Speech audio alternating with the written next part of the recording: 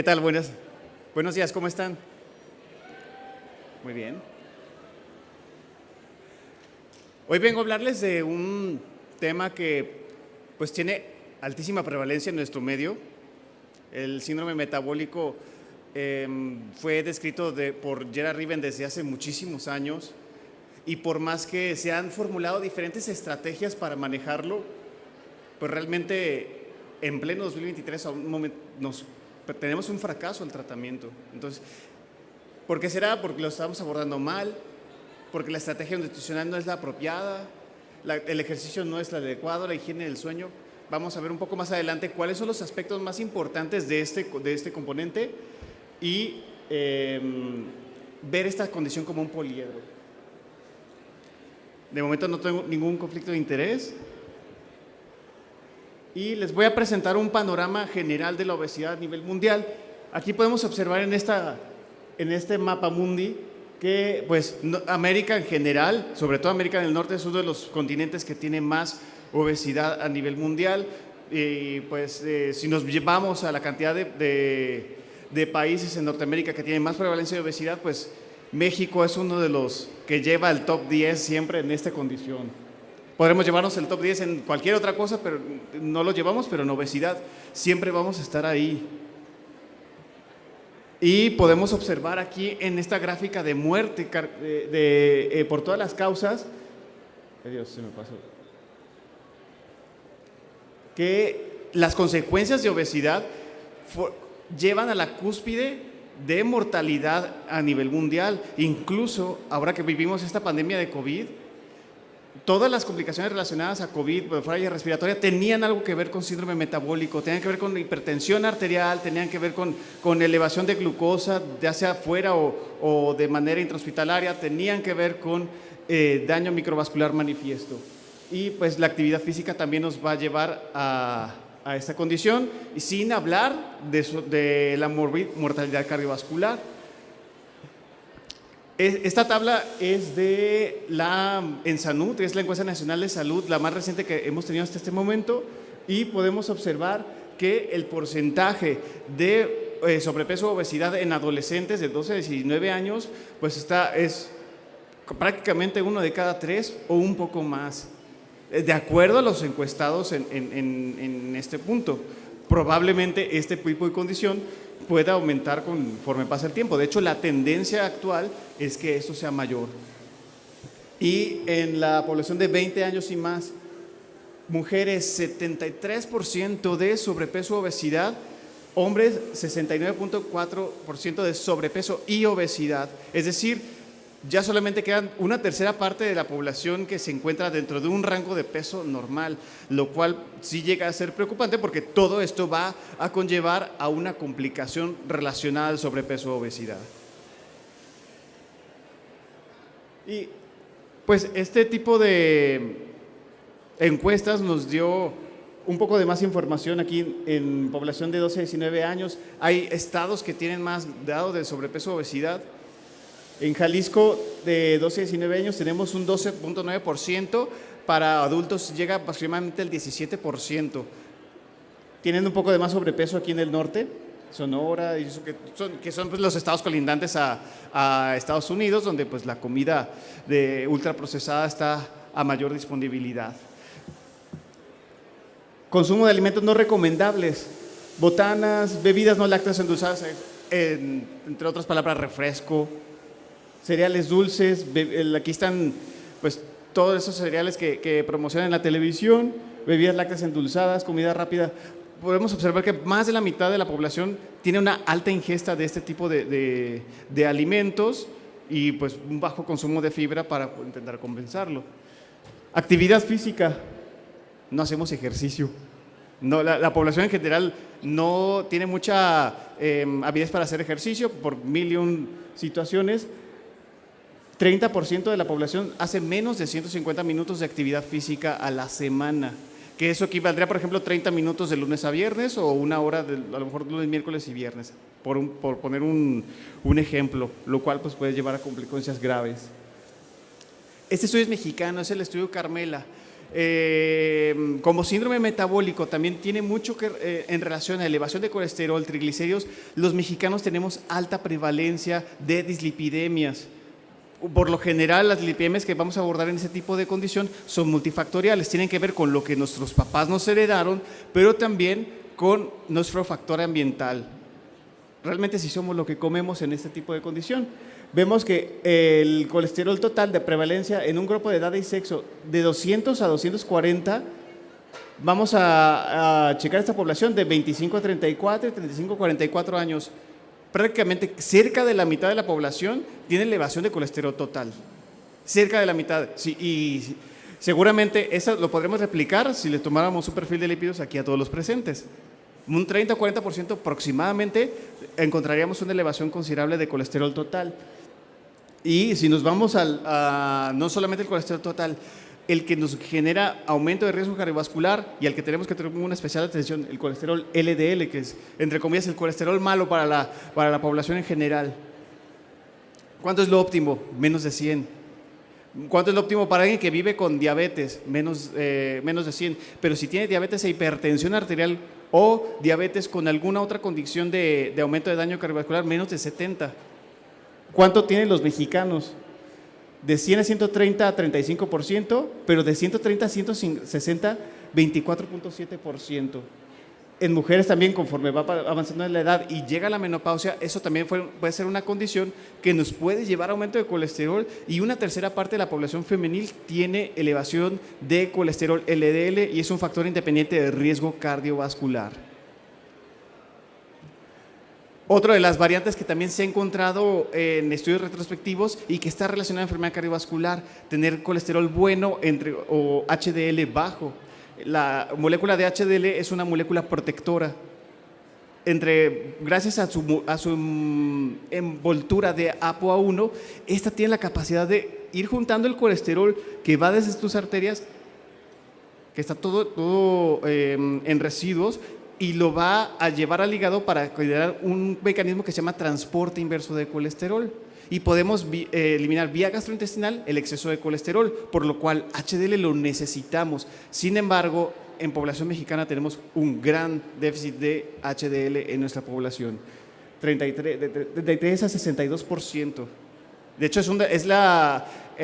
a nivel México, el tener HDL bajo es lo más común en nuestra condición relacionada a dislipidemia. El contexto de síndrome metabólico ha cambiado durante mucho tiempo. De hecho, hay diferentes guías, la guía de la ADA, la guía de la ATP3. Gerard Riven lo clasificó de primera instancia como una serie de condiciones que nos van a llevar a una enfermedad cardiovascular. ¿Qué es una enfermedad cardiovascular? Infartarse o tener un evento vascular cerebral, ¿sí? Entonces, empezamos a analizar y el tener prediabetes o diabetes, dislipidemia heterogénica y presión normal elevada o ya diagnóstico de hipertensión, si tenemos estos en conjuntos, pues es un sinónimo de que el riesgo cardiovascular en estos pacientes va a ser elevadísimo. Esos son los criterios más frecuentes, se aplicaron el año pasado, 2022. Aquí que tenemos en cuenta obesidad abdominal. Recordemos que tenemos dos tipos de depósitos de grasa, la grasa visceral y la grasa subcutánea. La grasa subcutánea es la que a cualquier nutriólogo les va a checar en los pliegues, por ejemplo, bicipital o tricipital con un plicómetro. Realmente esta no tiene tanto impacto inflamatorio como lo tendría la visceral, por lo cual el método de medición que se puede utilizar o reproducir más fácilmente, aunque no es el mejor, es el de obesidad abdominal, con una circunferencia de cintura de más de 88 en mujeres o más de 102 en hombres se considera obesidad abdominal. Esa grasa que está alrededor de las vísceras va a condicionarnos a algo llamado lipotoxicidad.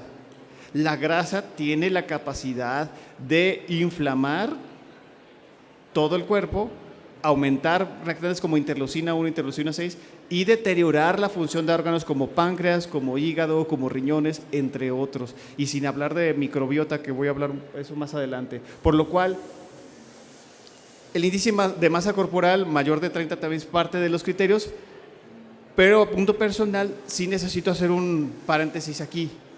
Realmente el índice de masa corporal no es la panacea, desgraciadamente es uno de los factores que tenemos por peso y talla, sin embargo, nos puede sesgar no a captar pacientes que tengan obesidad sarcopénica.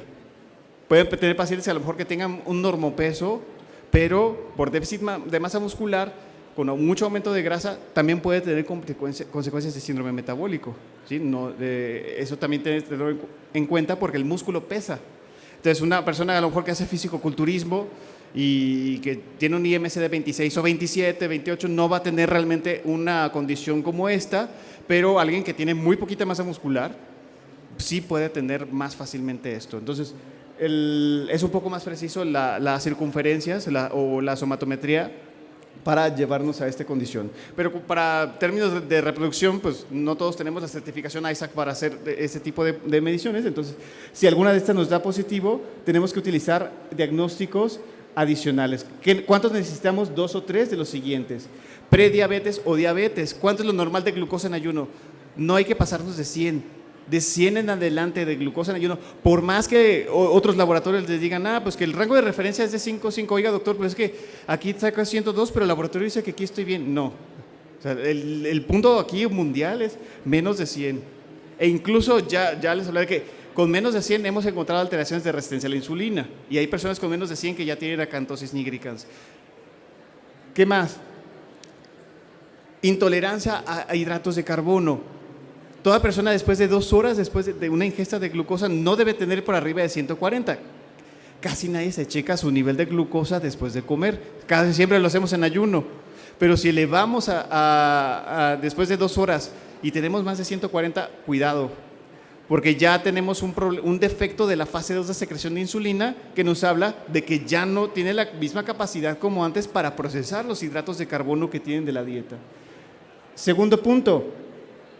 Elevación de colesterol no HDL, o sea, el colesterol LDL con triglicéridos más de 130 miligramos por decilitro, o que el paciente esté en algún tratamiento para bajarlo, ya sea una estatina o un inhibidor de PCSK9 o ezetimibe. Y número 3, hipertensión arterial, ya sea hipertensión normal alta, más de 130/85 en el domicilio, o que se documente por un monitoreo ambulatorio de presión arterial, que es una de las estrategias más útiles. Te pone un aparatito aquí en el brazo del paciente, lo trae cargando 24 horas y te toma la presión hasta cuando estás dormido. Que de hecho también esa de presión arterial dormido tiene mucho valor, sobre todo identificar a los no descendedores, porque pues, ya dormido no debes de tener ningún estímulo que te asuste para llevarte a una hipertensión de bata blanca.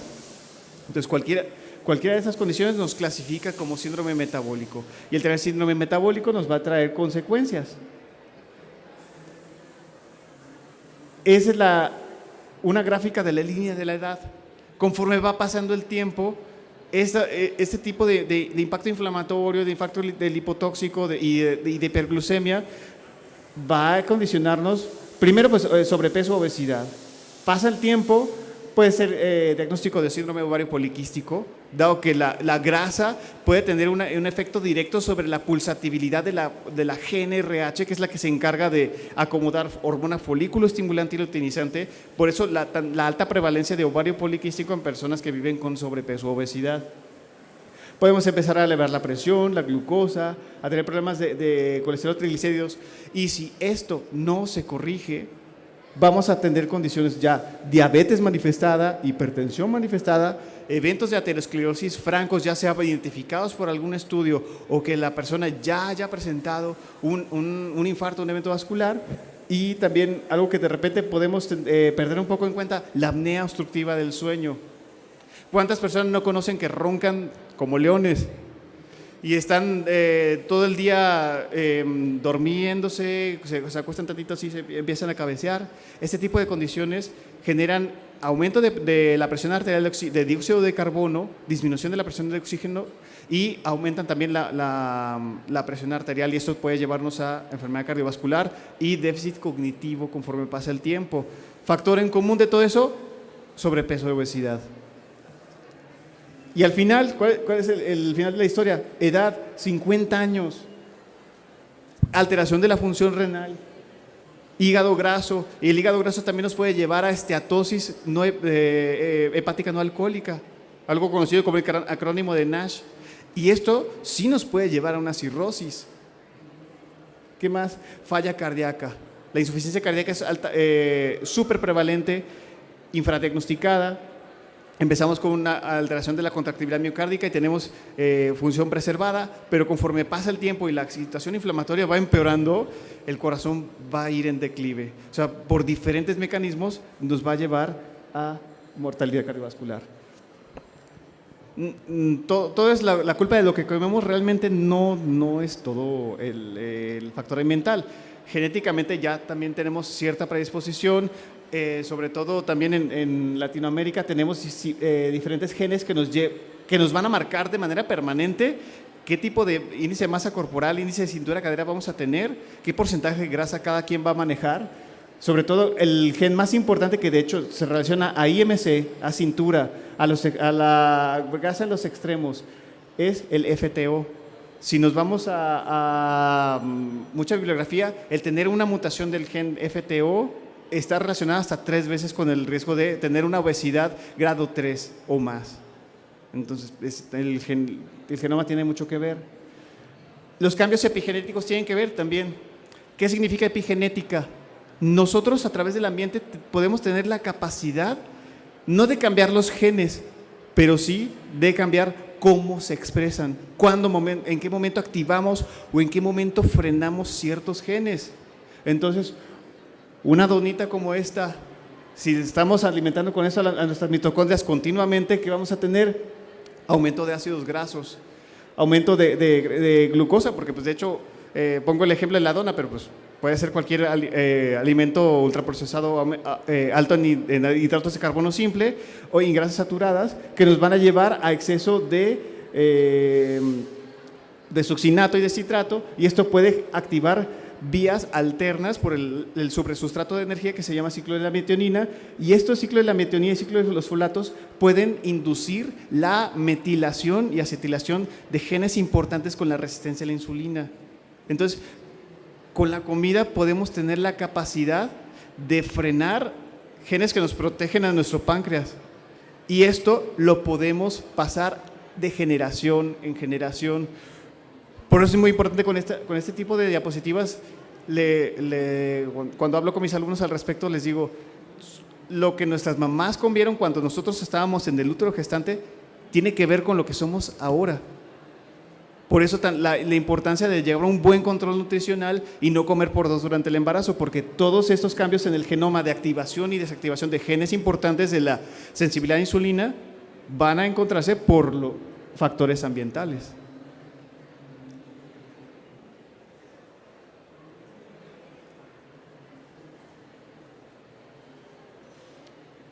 Aquí está. Y finalmente, ¿por qué la grasa nos genera tanto problema? De la parte superior tenemos un tejido adiposo normal. Tiene sus macrófagos M1 y M2. ¿Cuáles son los buenos del cuerpo? Los M1. Los M2 generan mucha inflamación. Cuando empezamos a aumentar nuestra ingesta de alimento, pues nuestra grasa va a crecer. Pero si las células ya no tienen la capacidad de multiplicarse, van a tener que aumentar la capacidad de almacén. Entonces, las células de la grasa van a empezar a crecer. Tanto que pues pueden apretar todas estas arterias y vasos sanguíneos, y si le cortamos el flujo sanguíneo a la grasa, pues no va a tener oxigenación para poder suplementar esa respuesta celular. No va a poder tener ATP, esa célula. Entonces, una célula que no tiene ATP, ¿qué va a pasar? Se empieza a morir. Entra a algo llamado hipoxia. La hipoxia y muerte celular es uno de los principales marcadores de inflamación. La hipoxia nos va a activar factor inducible de hipoxia 1A, nos va a inducir el aumento de factor de crecimiento endotelio vascular, y esto va a tener un impacto directo sobre la sensibilidad a la insulina.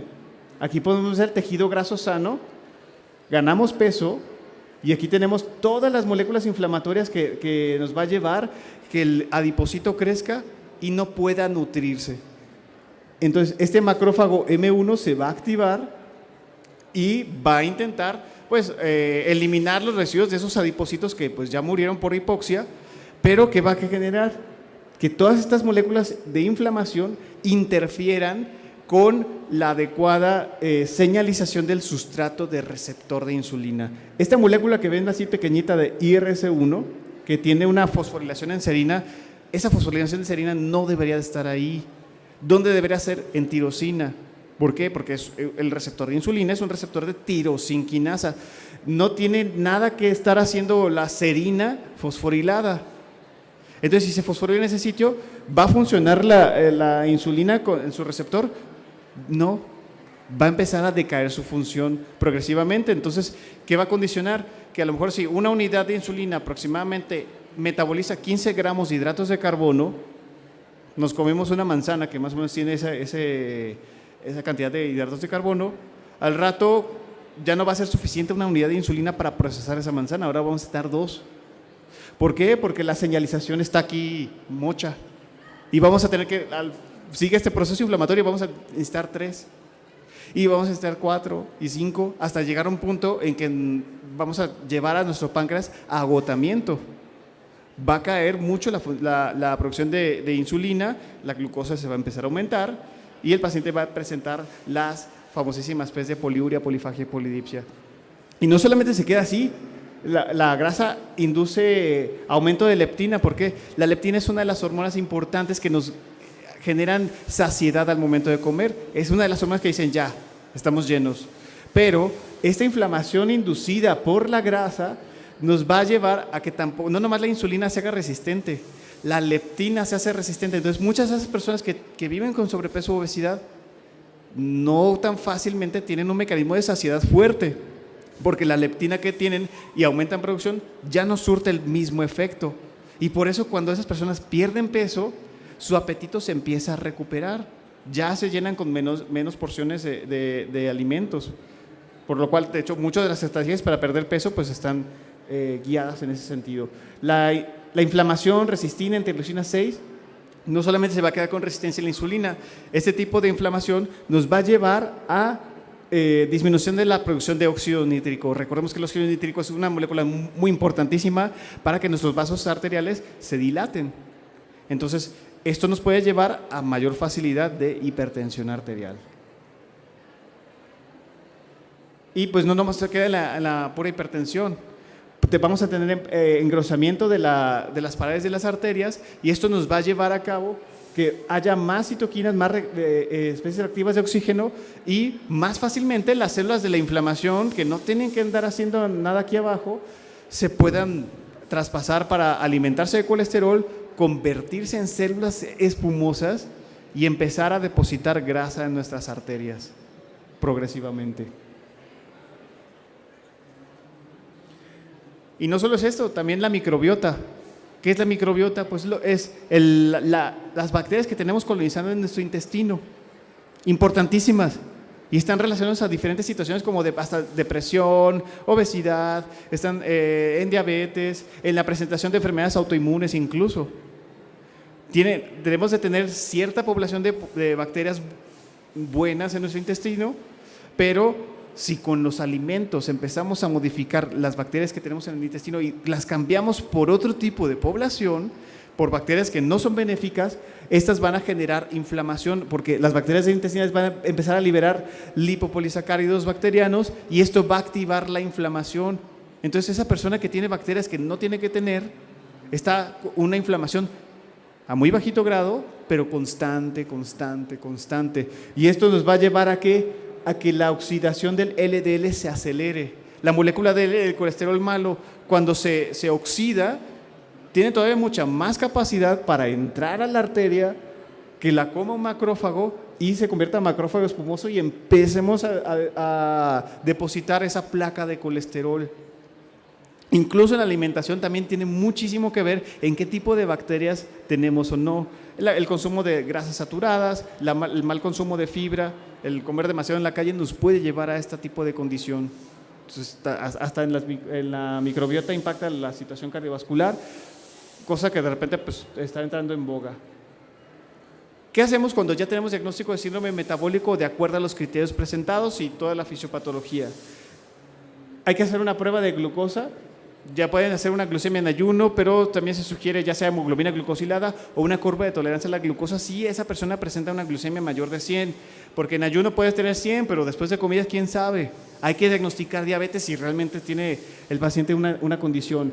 Creatinina, albúmina o creatinina, porque muchas de esas personas que tienen elevación de glucosa e hipertensión pueden tener algún grado de proteinúria o daño renal manifestado. Hay que checar la orina y hay que checar si tienen eliminación de albúmina y de preferencia en un estudio de orina de 24 horas. Ultrasonido abdominal con AST, ALT y plaquetas. Para buscar qué hígado graso. Aunque no es la herramienta más útil para hígado graso, desgraciadamente pues no todos podemos hacerle biopsia hepática para diagnosticar esta hepatitis. Pero sí nos puede dar una idea de si hay depósitos de grasa en el hígado, tener cuidado. Ácido úrico, que también puede estar relacionado a condición cardiovascular. ¿Qué más? Ecocardiograma, ProBNP, N-terminal. Muchos pacientes de esos que les falta el aire cuando caminan 2 cuadras, que empiezan a tener hinchazón de extremidades inferiores, que tienen que dormir con 2, 3 almohadas porque cuando se duermen acostados se sienten que se ahogan, es un paciente que puede tener insuficiencia cardíaca y necesita un tratamiento específico. Elastografía o biopsia de hígado, como acabo de mencionar. Si indagamos que el paciente tiene somnolencia diurna, pero no duerme para nada en toda la noche porque está roncando y tiene procesos de apnea, se recomienda una polisomnografía para diagnosticar apnea del sueño. Y en caso de que tengan una paciente femenina en etapa reproductiva, pues escrutinio de ovario poliquístico, que también está muy relacionado a resistencia a la insulina. Y bueno, con todo esto, pues creo que o sea, diagnosticar no es el problema. O sea, esto lo podemos hacer rápidamente, incluso si con todos los estudios del paciente y los signos vitales ya tenemos todo listo, pero ¿qué hacemos? Aquí es donde entra el meollo del asunto. Tenemos que ver esta condición de síndrome metabólico como un poliedro. Una sola terapia o una sola intervención no va a ser suficiente para darle buen manejo a nuestros pacientes. Entonces, primero, para poder hablar de ello, se sugiere que indaguemos sobre si el estado de energía de los pacientes, sobre si hay alguna avidez por comer hidratos de carbono simples, o si empiezan a notar que el paciente le dice, cuando veo dulces no puedo resistirme y no tengo autocontrol, como en restaurantes no tengo autocontrol, identificar trastorno por atracón, que de hecho acaba de ser acoplado por el DSM-5 como una de las condiciones neuropsiquiátricas importantes. Inducir escrutinio sobre estímulos, tener mucha comida chatarra en casa, muchas reuniones sociales con comida, porque pues aquí en México reunión que se haga, reunión que hay comida. Si tenemos problemas de ansiedad, de estrés, o el factor psicológico es uno de los más potentes para la ingesta alimentaria. Comer en grandes cantidades de actividades sociales, botanear y con todo esto identificado, intentar llevar al paciente a ver si realmente se sienten gratificados o mejor con este tipo de conductas, sobre todo para identificar si les requieren de algún tipo de terapia cognitivo-conductual para manejarlo.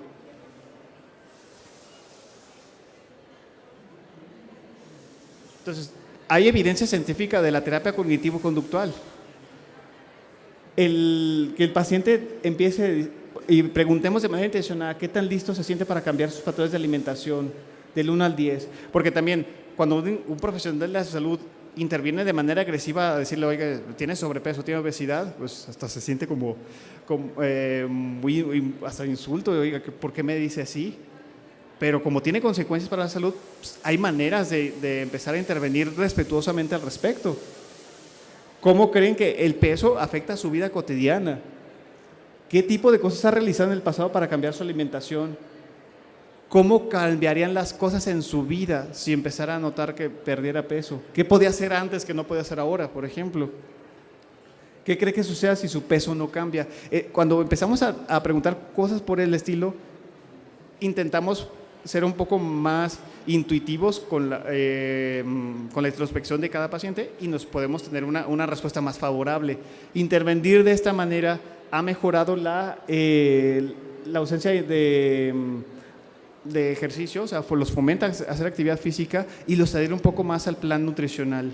Que también, plan nutricional, no hay que decirle dieta, hay que decirle un plan nutricional, porque dieta también ya es una palabra que automáticamente nos pone tensos. ¿Cuál es el mejor plan de alimentación? De spoiler, no es la dieta cetogénica, no es el ayuno intermitente, no es la dieta de la zona, no es de ayuno de 18 horas, no. Ya tenemos evidencia científica sustentable que ninguna de esas dietas de moda de Instagram realmente es lo suficientemente sana para este tipo de personas. De manera general, una restricción en la cantidad de calorías puede ser suficiente. No se requiere quitar todos los hidratos de carbono, porque luego también mucha gente cree que los hidratos de carbono son el diablo, y no es así. Necesitamos hidratos de carbono para tener fuerza, para ganar masa muscular. Una persona que no consume hidratos de carbono no va a tener musculatura. Pero hay que saber cuánto y de cuáles hidratos de carbono es importante y cómo combinarlos con fibra, con grasas y demás. Entonces, la mejor estrategia es la que el paciente pueda y quiera seguir por tiempo prolongado. Importante, no se tiene que, esas dietas agresivas no son sustentables, no son sostenibles. Hay que llevarlo con alguien que sepa, un personal de nutrición, para que le lleve a cabo algo bien acomodado y que identifiquen si tienen alguna deficiencia de micronutrientes. Como promedio, un déficit calórico de 500 a 750 kilocalorías de acuerdo al metabolismo energético basal de manera general, pero cada paciente va a ser diferente porque cada paciente tiene una actividad física muy distinta, incluso el trabajo también nos puede llevar a esto. Lograr estructurar tiempos de comida, 3 platillos fuertes, 2 colaciones puede ser perfecto. Controlarle el tamaño de las porciones, no tenemos que siempre llenar el plato grande de comida. Evitar el consumo de bebidas con energía, poder tomar un poco de más agua natural o incluso agua con fruta, con una porción de fruta podría ser perfecto. Disminuir el consumo de alimentos de alta densidad energética, todo eso nos va a condicionar porque en pequeñas cantidades luego podemos tener más consecuencias. De actividad física, ¿cuál es el mejor ejercicio? Realmente para condición en salud, muchos ponen la natación como uno de los ejercicios más completos, porque tenemos ejercicio cardiovascular y podemos tener un poquito de resistencia muscular. Sin embargo, se sugiere que se complemente con un poco de ejercicio de peso, pero realmente cualquier ejercicio es adecuado. Tampoco es adecuado llevar al paciente a un régimen de ejercicio extremo. No todos hay que mandarlos al CrossFit. No hay a entrenamientos de más de 2 horas. Porque funcionalmente a nivel mitocondrial no nos va a dar el supuesto energético completo para sustentarlo. Unas sesiones de 1 hora, hora y media, cuando mucho, pueden ser perfectas. Y también depende de qué también está en las rodillas, si tiene alguna lesión, etc. De hecho, recomendable si algún fisioterapeuta les pudiera poner rutina de acuerdo a la composición de cada quien, sería lo más apropiado. Y vemos que la actividad física tiene efectos sobre bajar la presión arterial. Hacer ejercicio aeróbico nos baja hasta como 10 milímetros de mercurio, como casi la mitad del losartán. O sea, el ejercicio sí sirve. Higiene del sueño también tiene mucho que ver con el ritmo circadiano. El ritmo circadiano tiene impacto sobre ciertas conductas. Se recomienda dormir entre 6 a 8 horas, que tengamos un patrón de dormir más o menos a la misma hora y despertarnos más o menos a la misma hora. En la medicina de repente puede ser complicado, pero si queremos prevenir con mayor ingesta alimentaria hay que dormir bien. De preferencia utilizar la cama solo para dormir o para tener relaciones. No la utilicen para leer, no la utilicen para jugar videojuegos o para ver la tele. Mejor siéntense en un sillón. Evitar la exposición a luz azul 1 hora antes. De hecho, por eso los teléfonos tienen su ahora modo nocturno o modo gris, para que no tengan tanta exposición a la luz. No hagan tanto ejercicio 3 horas antes de dormir. Comidas copiosas 4 horas antes de dormir, de preferencia no hacerlas. Y como creen que el alcohol los relaja mucho y los duerme, sí puede alterar la calidad del sueño. No consuman alcohol regularmente o a una cantidad muy grande 4 horas antes de dormir como regla. Tenemos tratamientos farmacológicos, no solamente lo psicológico, no solamente lo nutricional. Se ha trazado una pauta de tratamientos que nos pueden ayudar a disminuir el apetito, saciedad, y nos pueden ayudar a la pérdida de peso sostenida.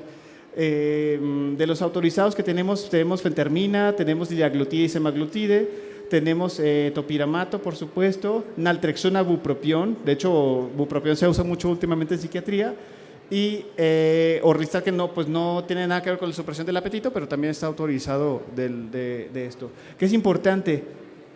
Utilizar fármacos que nos den control inhibitorio, es decir, controlar la corteza prefrontal para no tener como ese impulso de tener un atracón, por ejemplo, y empezar a bloquear un poquito el mecanismo de recompensa, esa sensación del núcleo accumbens de ya comí y qué a gusto comí. A veces, pues, hay condiciones en las que se tiene que frenar un poquito por la condición de salud.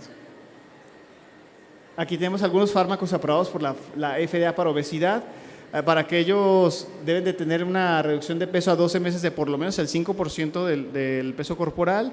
Aquí están los ensayos clínicos emblemáticos de cada uno: Orlistat, Lorcaserin, que de hecho ya salió del mercado, fentermina, topiramato, que solamente aquí en México tenemos fentermina, que en lo personal no es uno de los fármacos que más prescribimos porque induce a crisis de ansiedad y ahorita pues la prevalencia de ansiedad está al tope. Naltrexona, bupropión, que sí tiene una condición de México aquí, y la brecha importante del fármacos para obesidad son los análogos de receptor de GLP-1. Los agonistas de receptor de GLP-1 como liraglutida y semaglutida trazaron un antes y un después en el tratamiento farmacológico de la obesidad, dado que estos incluso tienen efecto cardioprotector y nefroprotector. Otros medicamentos, como por ejemplo recordáramos la sibutramina, pudo estar relacionada a aumento de riesgo cardiovascular, cosa que con este tipo de condiciones no los vamos a ver. Sin embargo, ahorita los costos y la disponibilidad sí los pueden frenar un poco. Aquí tenemos el ensayo clínico STEP, es semaglutide semanal, que de hecho ya va a tener su lanzamiento el próximo año. El nombre comercial es Wegovy, por Laboratorios Novo Nordisk. Una inyección semanal de 2.4 miligramos de semaglutide comparado con placebo, y podemos observar que hay un 16% en total de disminución de peso corporal, 16% del peso corporal total. Obviamente pues es un esquema largo, son 68 semanas de seguimiento, no es algo que van a encontrar de 2 o 3 meses, no es un fármaco que les va a ayudar para bajar de peso para la boda, pero a largo plazo tiene muchos efectos positivos para la salud. Recordemos que siempre que evaluamos pacientes con síndrome metabólico, lo más importante aquí es evitar las consecuencias de obesidad, ver si tienen algún riesgo de infartarse. Apliquemos con cada perfil de colesterol que realicemos escalas de riesgo cardiovascular. ¿Qué porcentaje de posibilidad tengo de que mi paciente se infarte a 10 años? Mayor de 20% es muy alta y se sugiere tratamiento con estatinas de alta potencia. Hay que llenar este formulario en esta página de internet de la CCBD, o pueden utilizar GloboRisk, sobre todo GloboRisk es la que está en México. Si tenemos alto riesgo cardiovascular por estas escalas, por supuesto los estilos de vida van a ser fundamentales, pero potenciar el tratamiento con estatinas va a ser primordial. Y la cirugía bariátrica también puede ser una estrategia importante de tratamiento para los pacientes que realmente tengan indicación. Situaciones puntuales. Una cirugía bariátrica no le va a enseñar a un paciente a comer. Una cirugía bariátrica, el problema, nos va a cambiar una enfermedad metabólica por una enfermedad mal absortiva. Porque aunque se hagan una manga gástrica, que muchos pacientes comentan, no, pues no tienes ningún mal absortivo. Claro que sí, pues porque eliminamos todo el medio ácido del estómago y el hierro se absorbe por un medio ácido. Entonces, muchísimos pacientes con manga terminan con reflujo y terminan con ferropenia severa. Entonces, lo mal absortivo sí existió. Entonces, cuidado, es una estrategia excelente para sobre todo casos extremos, pero deben de también preenseñar al paciente a llevar un estilo de vida saludable, arreglar la situación psicológica en caso de que exista, porque si no, la tasa de fracaso, incluso con cirugía bariátrica, es alta. Cualquier intervención para ayudar al paciente a perder peso va a fracasar y tiene rebote. ¿De qué depende? De la adherencia de los pacientes y que se vea al paciente con síndrome metabólico como un complejo. Aquí las indicaciones de la Sociedad Canadiense: pacientes con IMC más de 35 y una enfermedad relacionada a obesidad, se puede Y ojo con la palabra que se está utilizando, se puede, no se debe implementar la cirugía bariátrica. Cada paciente debe ser visto de manera muy individual. Aquí está el ensayo clínico de los suecos, el SOS, donde observamos que el bypass gástrico tuvo la mayor pérdida de peso comparado con los otros mayores de cirugía bariátrica. Aquí tenemos la banda gástrica, la gastropatía vertical, aquí está la manga. O sea, los dos procedimientos más utilizados en nuestro medio son los que más generan pérdida de peso de manera sostenida, por lo menos a 10 a 15 años. Obviamente siempre vamos a tener un poquito de ascenso de peso por la asimilación de proteínas, pero si el paciente se enseña a comer bien, esto puede tener un impacto muy positivo para su vida. Y de conclusiones, hay que ver el síndrome metabólico como un poliedro. No podemos solamente tratar con nutrición, no solamente podemos tratar con actividad física. El puro tratamiento no va a bajarles de peso. O sea, Wegovy o Saxenda o esas cosas que se ponen Kim Kardashian por sí misma no va a ayudarlos a perder peso. Cada ruedita hay que tratarla de manera simultánea. Es multidisciplinario el cambio. La mala conducta alimentaria va a generar cambios en el epigenoma y son transmisibles. Si esas personas con problemas metabólicos tienen hijos, cuidado. Reducciones modestas y mantenidas de peso nos van a condicionar a mejor tasa de éxito. Bajar de manera muy rápida de peso no nos va a llevar a ningún punto. De manera adicional, recordemos escalas de riesgo cardiovascular. El principal objetivo de esto es prevenir mortalidad cardiovascular. Entonces, hay que ver el paciente como un todo, manejarlo multidisciplinariamente, esperar también expectativas nuevas de los fármacos nuevos que vienen y trabajar mucho en la introspección de cada paciente. Muchas gracias.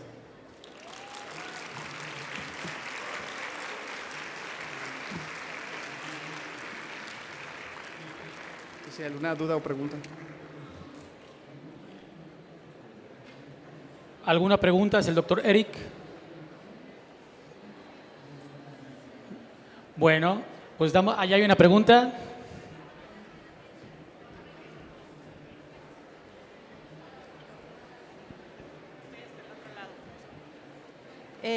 De acuerdo a la tiroides, ¿qué pasa cuando hay obesidad mórbida? ¿Qué enferma primero? Realmente enferma, o sea, hay hipotiroidismo, pero el hipotiroidismo es a consecuencia de la obesidad, no al revés, ¿verdad?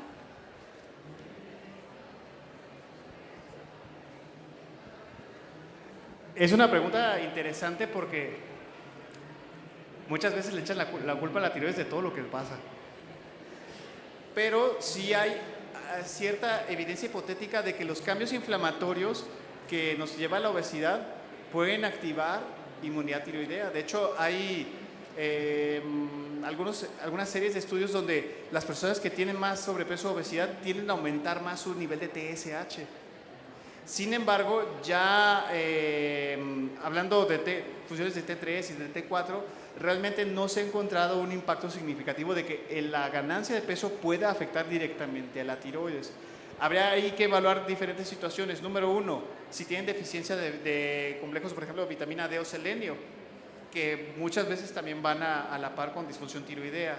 Número dos, el consumo de sal yodada. Muchas personas últimamente han reemplazado su consumo de sal por sal del Himalaya, sal de que no tienen ningún microgramo de yodo. Puede ser una situación referente. O también evaluar si la persona tuviera un antecedente genético para una enfermedad tiroidea autoinmune y tratarlo como tal. Realmente un hipotiroidismo sí va a aumentar de peso, pero no nos va a llevar a una obesidad mórbida. Eso debe de quedar bien claro. Sí aumenta de peso. La mayor parte de aumento de peso tiene que ver con un poco de disminución de del metabolismo, de la expresión de GLUT4, pero importantemente retienen líquidos, retienen muchísimo sodio y de hecho por eso al inicio del tratamiento del hipotiroidismo pierden peso en la cantidad de líquidos que retuvieron. Entonces, realmente como obesidad causante de hipotiroidismo, no. El hipotiroidismo causante de obesidad puede ser. Habría que conocer también el contexto y ver si estamos en una etapa subclínica o una etapa ya manifiesta o profunda. ¿Hace alguna pregunta? ¿Alguna otra pregunta?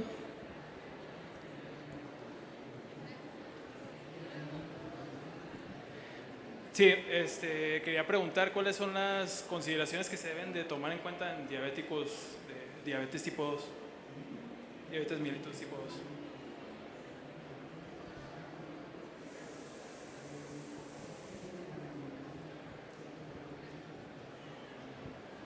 Consideraciones en síndrome metabólico y en especial en diabetes. Primero, identificar si tienen riesgo cardiovascular, ¿sí? Si tienen enfermedad renal crónica o si tienen insuficiencia cardíaca. Ese es el primer paso. Si alguno de esos pacientes tiene algo de así, hay que dirigir la terapia a fármacos que tengan demostrada prevención cardiovascular, por ejemplo, los agonistas receptor GLP-1 o inhibidores del SGLT2, como las gliflosinas. En caso de que tengan problema renal y SGLT2, hay que ver muy bien la edad. Si tenemos, no es lo mismo evaluar un paciente que tiene diabetes de 35 o 40 años, alguien que tenga 85 que tiene alto riesgo de hipoglucemias, sobre todo para saber qué tipo de estrategia es la más habitual. Actividad física 150 minutos por semana, alto consumo de fibra, por lo menos 20 gramos de fibra insoluble al día, monitoreo glucémico también domiciliario, evitar que no suban en ayuno más de 110 miligramos por decilitro o poscomida más de 180 miligramos por decilitro. ¿Tienen alguna otra pregunta? ¿Nadie? Muy bien, pues muchísimas gracias. Les damos la despedida al doctor Eric, un reconocimiento por parte de la UNIVA y Expo Médica a su exposición. Muy amable, despidamos con un fuerte aplauso al doctor.